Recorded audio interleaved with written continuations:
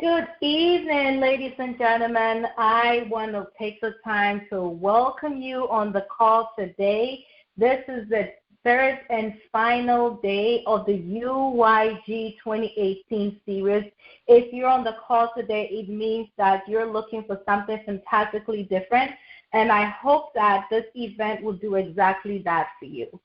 Ladies and gentlemen, it is an honor and a pleasure for me to introduce the speaker that is going to give us the final information that we need to allow us to start 2018 with a bang.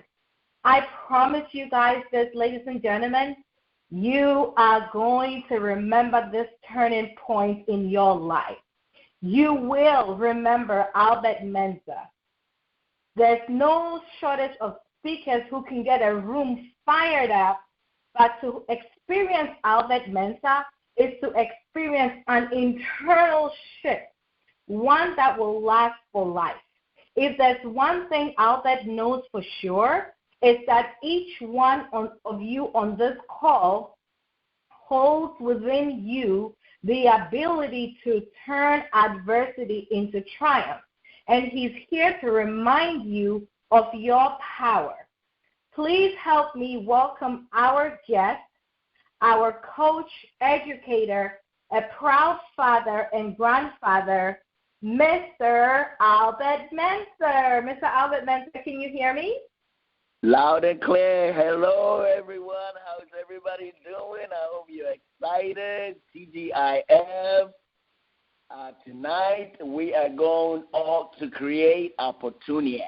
We are all, by the time we're done the next half hour, we will all be calling ourselves opportunists. What do I mean by opportunist? Opportunist, because I am an opportunist. I've been an opportunist all my life, since I was probably 3 years old. Opportunist means I am a maniac for opportunity. Mainly is people that see opportunities and they die for it, or people that don't see opportunities, or wherever there's no opportunities, they just don't give up. They create their own opportunities. So I'd like to share with you ways in which you can identify opportunity and harness the power of possibility and the opportunities you have so that you may integrate those principles into your life. Why did I choose a subject of opportunity to share with you tonight? Because the truth is, ladies and gentlemen, opportunity is there. But so many people cannot see it. They could if they focus properly, or if they had trained their eyes to see it. But so many times, people miss the opportunities right in front of them or fail to act on them. So I'm going to ask you some questions. How many of you will agree with some of the following statements? Oh, the economy is so bad, there's nothing I can do about it. Our business is stagnating, and it seems like nobody's ever going to buy anything again. Oh, 2017 was so bad. I don't even know why I should show up for 2018. These sound familiar to anybody? These may seem like extreme statements, but I'm sure you have thought them several times in the last year or so. Let's face it, the economy has been better. It has. Seriously, the economy has been better. Unfortunately, no matter how bad the economy, businesses still must grow. And people still need to make a living, don't we? It's a fact that regardless of how bad the economic conditions, there have always been people who thrived in those tough times. There are probably many reasons for the differences, but I think I understand the main difference, and that's what I'm going to talk with you about today. So let's go. I believe the difference between people who are successful in tough times and those who fail is that the people who are successful never give up on the idea that there are untapped opportunities available for them if they can identify and pursue them. What do you think about that? Let me repeat it. I believe the difference between people who are successful in tough times and those who fail is that the people who are successful never give up on the idea that there are untapped opportunities available for them if they can identify and pursue them. So let me share a little bit about who I am. I was born in a small village in Ghana. In my village, we had no running water. We had no sanitary facilities. By the time I was 4 years old, I was going with my sister and my brothers to the river on daily basis, walking 4 miles back and forth to get water for my family. I had a great mom and father, but they had no money. And because they had no money, I had no shoes.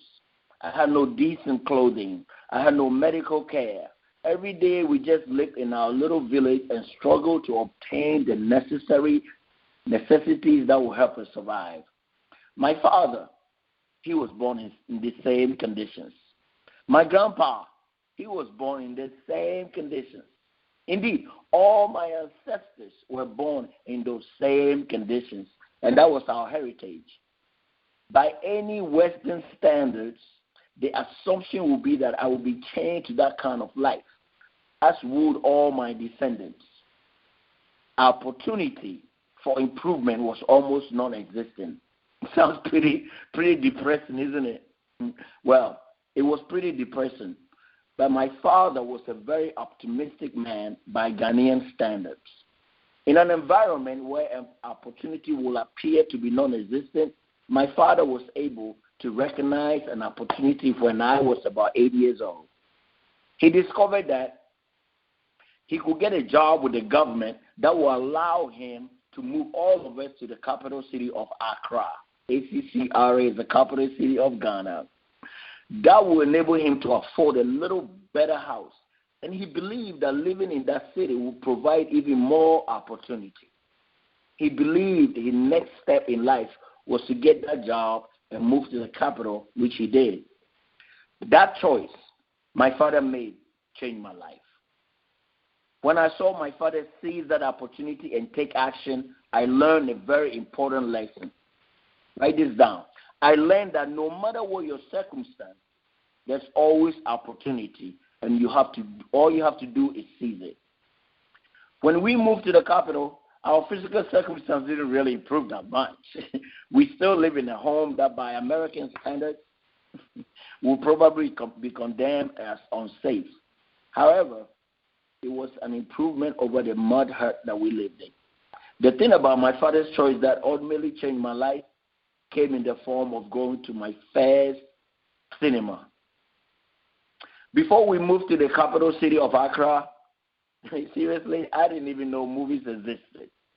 When my father took me to my first movie, it was in an old warehouse, and the movie screen was just a bed sheet. It was a white bed sheet being held by 2 clothespins, like holding it up. That was the movie screen. It wasn't like the jumbo Movie-Tron screen we have here in America. The movie I saw was an American movie. I remember that experience as being almost magical. People were walking around and talking and laughing on that bed sheet. I was seeing things I could never imagine. I was seeing endless numbers of cars, huge buildings, and technology that was mind-boggling. But the most amazing thing I saw was that every person in that movie was wearing shoes. Everyone in that cinema was wearing shoes. When you have been raised in a village, the small things of life make a powerful impression. When you have never owned a pair of shoes, and you have never known any other people who own shoes, and you see a movie where everyone in that movie is wearing shoes, you question whether that's real. I couldn't even believe a place on this world existed where everybody has shoes. All I knew from that day forward was that I wanted to go to that place where everyone had shoes. I actually had a song. I want to go live in the city where everyone's shoes. I want to go live in a country where everybody wears shoes. That's all I talk about. And the place was called the United States of America. From that day forward, I had a powerful vision for myself that I had never had before. My vision was to leave Ghana and move to the U.S. so that I could have shoes. So let me share with you, I'm going to give you three 3 things that can help you discover opportunity. 3 things that can help you see and seize opportunities. The first is the power of a vision. Right now, I want to talk about the importance of having a powerful vision. A powerful vision is something that is very real to you. It's something that's so real you can almost taste it, touch it, and roll around in it. That kind of vision touches your senses and changes your awareness in a way that is almost unbelievable. This kind of vision pulls you toward it by its own magnetism. It is so powerful, there's little you can do to fail to achieve or turn it into reality. The reason is the relationship of vision to opportunity recognition. Let me say it again. The relationship of vision to opportunity recognition. There are very specific reasons for that relationship. Here's a rule you should adopt. To become a better recognizer of opportunity, you must understand the role that a powerful vision plays in the process of opportunity identification. Let me explain. After I went to that American cinema in Ghana, I couldn't get the vision of someday coming to America out of my mind. Coming to America was literally the thing and the idea that dominated my thinking from the time I got up in the morning until I went to bed at night. When something like that is on your mind that frequently and is so powerful, what happens is that everything you do during the day is related to that vision in some way. The most mundane activity and the smallest events are processed in your mind and filtered as to whether or not they might contribute to helping you realize your vision.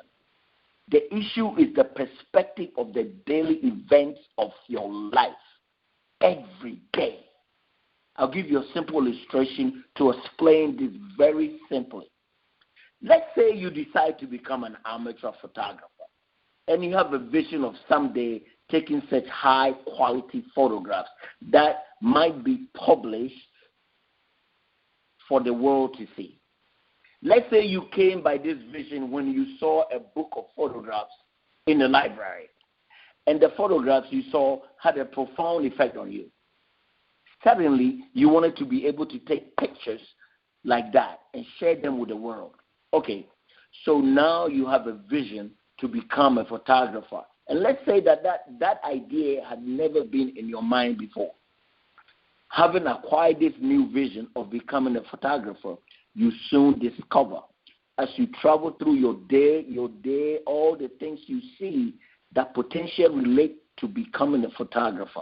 All you see is that. You see nothing else. Is that I want to be a photographer. I want to go live in the country where everybody wears shoes. That just vision sits right there.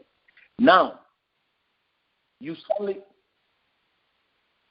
suddenly notice there's a camera store in a shopping center that you have frequented many times. Until today, you never realized or noticed the camera store was there. Does it ever happen to you? Okay, you decide, like me, I want to buy a truck. And I want to buy a silver GMC truck. Ever since I say that, every time I drive, all I see is GMC silver truck. Same thing. Same thing. That's what I'm trying to share with you here. You start notice that there's a camera store in a shopping center that you have frequented many times, but until today, you never realized or noticed the camera store was there. Being able to visit that store suddenly becomes an immediate opportunity. On another day, you're talking to one of your good friends, and you happen to share your vision of photography with them. All of a sudden, the friend tells you, oh, I have a friend who's also a photographer, and he'll be happy to introduce you to that friend. Now you have another opportunity. You have a chance to be introduced by your friend to someone else who knows a lot more about photography than you do. It's an opportunity to learn and take the next step toward doing what you have to do to become a photographer. I think you get the point of all this. The mere fact that you had a vision or a dream of becoming a photographer suddenly made you alert and aware. That's the key words right there. made you alert and aware of things around you that you had never noticed before. And those new awarenesses become new opportunities for you to move closer to realizing your vision. That is the connection of vision and opportunity. That brings me to point number 2 of how you can see and seize opportunities. The second point of how you can do this is connections. Let me share more about the connections of opportunity I was able to make that eventually carried me into the U.S. When I was 8 years old, I already shared that with you, I had the opportunity to see my first American movie. It was the birth of my life dream. For the first few years after seeing that movie, all I did was talk about going to America. I was so obsessed with that vision, my friends started calling me States. They gave me a nickname. They called me States. And mind you, it wasn't a compliment. I was ridiculed for that vision.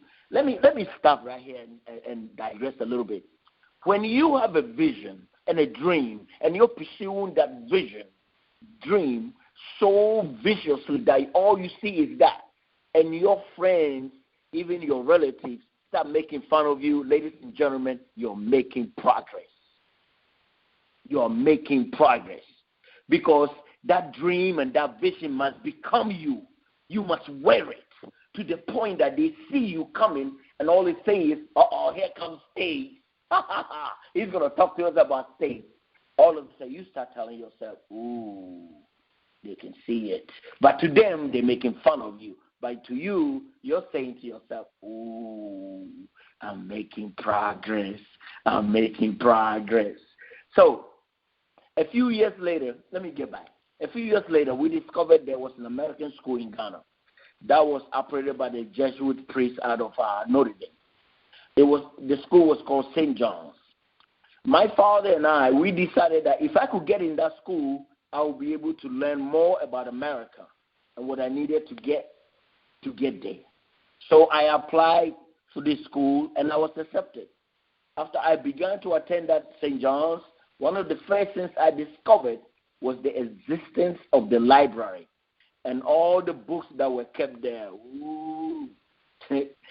I soon learned that I could travel the world in my mind through those books, and they can teach me everything I needed to know about America. One of the things I discovered was the existence of people who describe themselves as pen pals. Now, some of you on this call probably are young, but, when I'm 50, what am I, 58? I'll be 59 in a week. Nobody believes it, but I am. I'm going to be 59 in a week, January 4th. Capricorns on the call, hello. And so in the 70s, we had something called pen pals. We had a magazine in America called Write On Magazine, and we had it in our library. And in that Write On Magazine, there were pen pals. So I started writing letters to these people. There were people who like to write letters to other people all over the world. I recognized that as an opportunity to broaden my horizon. Are you following me with this opportunity thing? Where people saw challenges, I saw opportunity. Where people saw, that can be, I saw it as an opportunity. So that was an opportunity for me to broaden my horizon. I became one of the most dedicated pen pals you can imagine. And I established lots of relationships in the U.S. and in other parts of the world. So through my pen pal network, I eventually learned that American colleges have scholarship programs for international students. Listen to this. Through my pen pal network, remember we're talking about connections. Through my pen pals, I eventually learned that American colleges have scholarship programs for international students. If I can be accepted in one of those programs, it was possible for me to be sponsored to the United States and a full academic scholarship. I recognized this immediately as my ticket to America. So during my senior year in high school, I applied to almost 782 colleges. How bad do you want it? How bad do you want this dream to come true? I knew I was there before I even showed up there. I just started writing letters.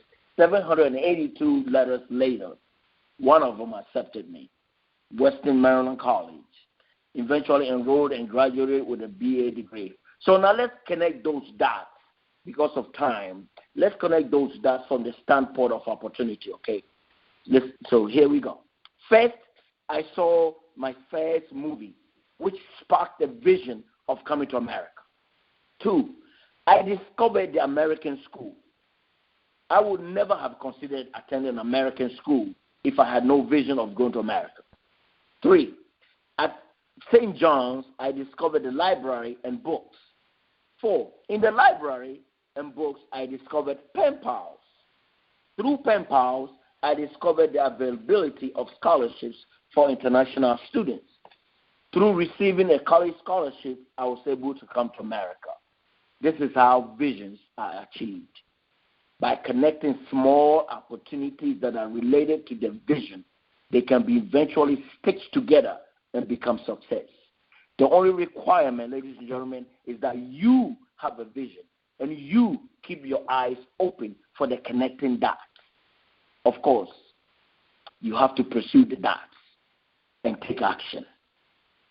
Do you see all the small connections I made to get from my village in Africa to a prosperous life in America?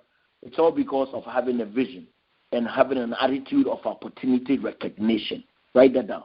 It's all because I had an attitude of opportunity recognition. It worked for me. It will work for anyone. Conditions don't matter. The economy doesn't matter. The only thing that matters is having a vision and the courage to pursue it through taking action on the opportunities that present themselves. And the third point, the third way you can see opportunities is authentic desire. Authentic desire. Not just desire, authentic desire is very critical. Do you have an authentic desire to achieve your dreams? Do you have a belief strong enough to visualize the results? Authentic desire is important. Why? Because it's that slight 1 degree difference between mediocrity, status quo, and greatness. Let me repeat that. Authentic desire is that slight 1 degree difference between mediocrity. I have an accent, but you know, people that are mediocre, status quo, and greatness. A lot of people have desire. Oh, yes, I have met so many people that have desire. And most who act on it won't be able to achieve their goals or follow through to the end. Why? Because their drive and desire is not authentic enough. It's a passing whim, a thought, an idea. It's important to have enough self-awareness to look inside yourself and your heart and your mind to determine how authentic your desire really is. Let me give you an example. Have you ever taken a fabulous vacation to an island, say Bahamas or Jamaica, and become so overwhelmed with the beauty and lifestyle that you think, I think I want to move there? You think about what it would be like, plan it all out in your head, and you may even start talking with your spouse about it. You have an internal desire to make that leap. It's a desire, ladies and gentlemen. It's a desire to make that change. But it's really just a fantasy if you can't pull it off because your desire isn't authentic enough. We desire a lot of things. But if that desire is just a passing whim or stage, it's not from the core of who you are and may not match up with the rest of your life, it's just a desire. If you have a family and 2 kids enrolled in school, it's not going to be realistic for you to pack up and start shopping for a house in the Bahamas. It's important to be aware enough to differentiate desire from authentic desire, which is the longing to transform in order to achieve a dream. Let me give you one person that has authentic desire, Tiger Woods.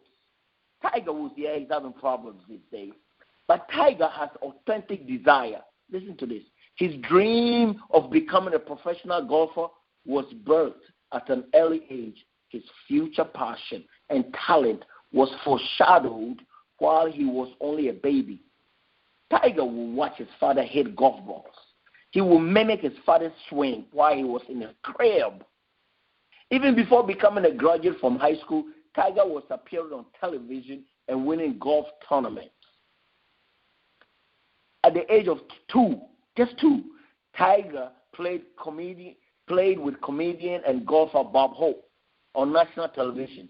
Mike Douglas show. He was featured in Golf Digest at the age of 5 after having already succeeded in shooting 48 for 9 holes. For you don't know about golf, 48 is a good score. Children his same age were still playing with building blocks. Tiger was shooting 48 at the age of 5. It wasn't a passing interest in the sport. That was not for Tiger. It was not just a passing interest in the sport like many children have. It was an authentic desire that led him to a career as one of the top golfers in the entire world. That's authentic desire. Tiger showed us what an authentic desire is. He wasn't just doing it. He was doing it because he wanted to do it. He saw himself already doing it. So transforming. So those are the 3. Let me give you a lot because of time. I have so much to share. I wish they gave us 30 minutes more, but I don't. I only have 3 minutes left. So I'm going to rush through this. Transforming. How do we get there from here? Now that we know how to see and seize opportunities, how do we get there from here? Once you understand the authenticity of what's driving your determination to make a change, because goals and dreams always involve change, it's time to focus. If you have the energy to overcome obstacles and roadblocks, the focus to keep your eye on the vision, the willingness to learn from others and recognize opportunity, and the personal courage to take reasonable risks, then you definitely have an authentic desire. Let me go back and begin. If you have the energy to overcome obstacles and roadblocks, the focus to keep your eye on the vision always, the willingness to learn from others and recognize opportunity, and the personal courage to take reasonable risk, then you definitely have an authentic desire. Everyone has a past, and sometimes it's positive, and for others it's not. People from privileged backgrounds have opportunities they might see, and opportunities they might be blind to, depending upon perspective and self-awareness. Regardless of your background, ladies and gentlemen, or your skill level, the opportunity to transform and get to the next level of achievement are there. You just have to see and seize them. I'm not suggesting that you spend too much time looking in the rear view mirror, ladies and gentlemen. I'm suggesting that you look back and reevaluate your beliefs and harness the things that you learned in your past, even if they were painful. What you learned, whether your past was painful or privileged, you can use to learn from and grow. So let's move forward and look to the opportunity on the horizon. I have so much, but my time is almost up. So I'm going to close with a very short story. If you want to hear more, you can always email me, hello@albertmensah.com, albertmensah@gmail.com. My website is being built, so my website is down, but you can always email me at hello@albertmensah@gmail.com, or you can call me at 206-679-6414. I live in Oakland, California. I will soon be relocating to the dirty South, as they call ATL, Atlanta, Georgia. I will be living in Atlanta in the next year. I'm excited. Actually, I'll be there next week. So let me close with a very short story. This story is about this African carpenter. He builds homes. And for 30 years, he's been building homes. And the time has come for him to retire. And he comes to work. He's worked for 30 years. He's packing up his desk. And his phone rings. It's his boss, Lovina. He says, hello, I need you to call me. I need to come to my office ASAP. So he says, fellas, boss lady wants to see me. He must have a gold watch for me. I'll be right back. So he goes to boss lady's office. Boss, you want to see me? Boss lady says, yes, I have some bad news, and I also have some great news. He said, I'm a man. I'm 40. Give me the bad news. He said, the bad news is that I cannot let you retire today. He said, what you talking about, Willis? He said, well, then what's the great news then? He said, the great news is last night we got a call to build the most expensive house that this company has ever built. And since you're my best man, I need you to stay and help build this house. He said, man, I need to retire. But you serious? Okay, I'll do it. So he left. And instead of building that house, he didn't. He didn't take his time. He built a very lousy house because he was in such a rush to retire. And he was so mad that the boss lady asked him to do one more job.